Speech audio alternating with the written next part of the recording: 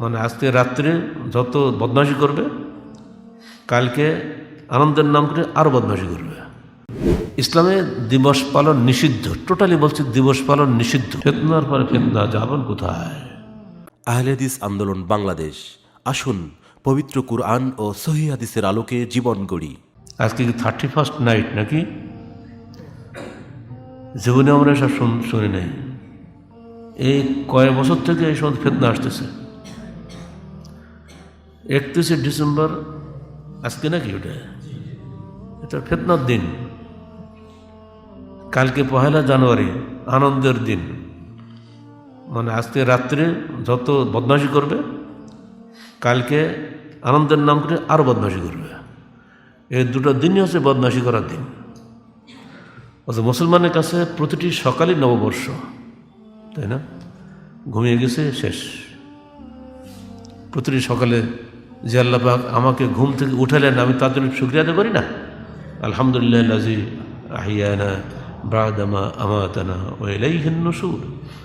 যাবতীয় প্রশংসা সেই মহান আল্লাহর জন্য, তিনি আমাকে জীবন দিয়েছেন মৃত্যুদানের পরে। মানে ঘুমটা মৃত্যু, আর তার কাছে আমাকে ফিরে যেতে হবে। তাহলে আমাদের মুসলমানদের কাছে প্রতিদিন সকাল তো নববর্ষ, নতুন দিন। আর এই সমস্ত কি বলবে ওদেরকে, মানে একবারে শয়তানের এজেন্ট এরা সব। আরে বাবা 31st কিসের বা? যদি বর্ষ পালনই করতে হয় তাহলে বাংলাদেশের মুসলমানদেরকে 3টে বর্ষ পালন করতে হবে। 30শে চৈত্র, 1 বৈশাখ, দুটো হলো। আর জিলহজের শেষ দিন আর 1 জিলহজ, 1 কি মুহররম, আর দুটো হলো। আর ডিসেম্বরের শেষ দিন 1 জানুয়ারি, আর দুটো হলো। কারণ এখানে 3টা বা 3 দিন 6টা পালন করার সুযোগ আছে। যদি এইভাবে সারা বছর আমরা পালন করতেই থাকি, দেখবেন 365 দিনে কুলাবে না। নেতাদের জন্মদিন, নেতাদের মরার দিন, নেতা তো একটা দুটো না, যত দল তত নেতা না। ধর্ম নেতা, রাজনৈতিক নেতা, পীর নেতা, মীর নেতা তো হিসাব নিকাশ নেই। শুধু যদি নেতা হিসাব করা হয় তাতে তো কয়েক শ হয়ে যাবে।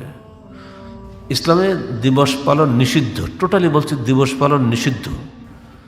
যে সমস্ত ছেলেরা মুসলমানের ছেলে, যারা আখিরাতকে ভয় করো, তোমরা এই সময় অপকর্মে যেও না। তুমি যখন দুনিয়াতে এসেছিলে তোমার বাপ মাও জানতো না তুমি আসবে। এসেছিলে এই জন্য তোমার বাপ মা খুশি ছিল সেদিন, তুমি খালি একলা কেঁদেছিলে, সবাই হেসেছিল। আর এমন জীবন গঠন করো যে তুমি হাসতে হাসতে মরবে, কাঁদবে সারা দুনিয়া। ওই উন্নত জীবন গঠন করো। এসব ফালতু কাজ কেন? এগুলো সব বিদেশ থেকে এসছে বাংলাদেশে। 14ই ফেব্রুয়ারি বলে ভালোবাসার দিবস, ওদিন খালি ভালোবাসাই করতে হবে। আর 31শে রাত তোমরা জাগবে, যত বদমাশি করবে। এগুলো সরকার আগে খুব একটা গুরুত্ব দিত না, এখন দেখছি গুরুত্ব দিচ্ছে। বলছে যে যা করো ঘরের মধ্যে করো, বাইর করতে পারবো না। ও ঘরে তো দুষ্টুমি করবে, ওটা বন্ধ করতে হবে। আজ কক্সবাজার ধ্বংস হয়ে দিচ্ছে না দর্শকরা, সে বদমাশরা, কিশোর গ্যাংসরা, একটু ছেলেপিলে, এরা নারী দর্শন করে। এরা মানুষ নাকি? এরা পুরো ইবলিশ সব। এদের কোনো শাস্তি আছে? দিল কারাগারে। ওই যে কক্সবাজারের যে শয়তানটা 1 মাস পর বেরিয়ে চলে এসছে, 16টা মামলার আসামি। তাই কেন ছেড়ে দেওয়া হলো? পুলিশ ভালো করে চেনে, তাকে জানে। এই জন্য পুলিশের উপরে মানুষের এখন আস্থা নেই। অতএব সাবধান। মানুষের নৈতিক চরিত্র ঠিক করার জন্য সবচেয়ে আগে জরুরি হলো কড়া প্রশাসন এবং আল্লাহ ভীতি।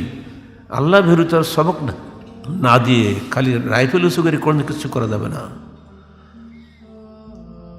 দেখবেন আপনারা একটা বিবৃতি আমার এসে গেছে, আগামীকালে তো পাবেন, যে মুসলমানদের রাষ্ট্রগুলো শেষ করে দিচ্ছে। আজকে মধ্যপ্রাচ্যের রাষ্ট্রগুলো ইসলামের উত্তরস্থল না? মক্কা কোথায়? সৌদি আরবে না? মধ্যপ্রাচ্য রাষ্ট্র না?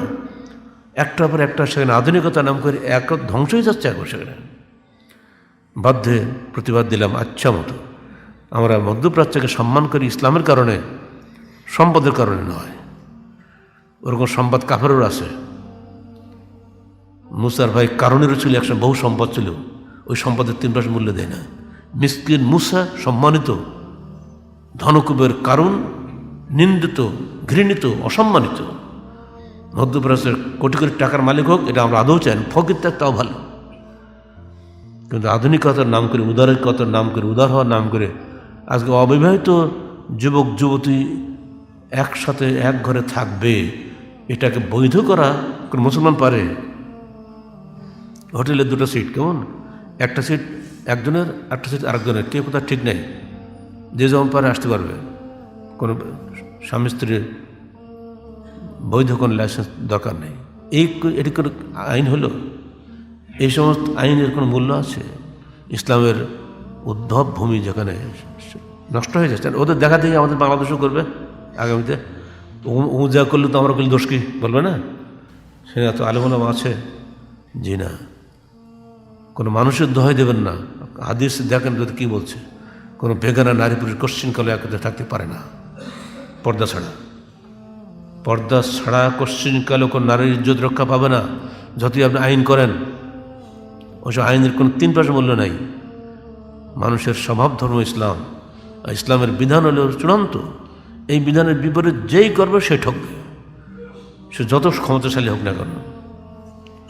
এগুলো আমরা বলছি না, খালি একটাই বললো, 31st নাইট এটা ফালতু জিনিস। এই ফালতু কাজে হে যুবক তোমার সময় নষ্ট করো না, নিজেদের মূল্যবান জীবনটাকে ধ্বংস করো না। আল্লাহ পাক তোমাদেরকে জীবন দান করেছেন, যৌবন দান করেছেন। এই জীবন এবং যৌবনের কৈফিয়ত তোমাদেরকে দিতে হবে আল্লাহর কাছে। শুধু জীবন নয়, আলাদাভাবে যৌবনের কৈফিয়ত দিতে হবে। অনসবাব এই ফিমা আল্লাহ, হে যুবক তোমার যৌবনকে কোন কাজে ব্যয় করেছিলে? এত সহজ না, যা খুশি তাই করবে, পারবে না। আল্লাহর বিধান মেনে চলো, ইহকালে পরকালে শান্তি থাকবে ইনশাআল্লাহ। 31st নাইট যেন রাষ্ট্রীয় কেউ না করে, বাজি ফোটানো ইত্যাদি অনেক কিছু ফালতু কাজ হয় না। আর বাবাদেরকে বলছি, ছেলেদেরকে এত স্বাধীনতা দিবেন না। সে কোথাও যাচ্ছে খোঁজ নেবেন, ঘর থেকে একদিন পরে তালাদের রেখে দিন, ঘরের মধ্যে আটকে রাখেন। আর টিভি বন্ধ করে রাখবেন, যেসব ফালতু জিনিস দেখানো হয় টিভিতে আজকাল একটা না, কত গন্ডা টিভিতে, ঠিক আছে, বেসরকারি টিভি মেলা আছে না, তারা এগুলো নিয়ে নিয়ে দেখায়, যেন মনে হয় সারা দেশ 31st নাইটে নাচতেছে। ও দেখা যাচ্ছে হয়তো একটা সিন দেখাচ্ছে, ওটা দিয়ে বুঝেই তো সারা দেশ নাচতেছে। কোথায়? কিছু তো দেখি না আমরা। আলহামদুলিল্লাহ রাজশাহী দিক দিয়ে অনেক মুক্ত, তবুও আমাদের সাবধান করার দায়িত্ব তাই করে যাচ্ছে। কোনো ছেলে যেন বিপদে না যায়, আমরা প্রাণ করলে আল্লাহর কাছে দোয়া করি আমাদের বাচ্চারা আল্লাহর পথে থাকুক। প্রত্যেক সন্তান চায়, আমরাও চাই, কোথাও বাপও চায়, মাও চায়, আমরাও চাই। আল্লাহ পাক আমাদের সন্তানদেরকে জান্নাতের জন্য কবুল করে নিন। আল্লাহ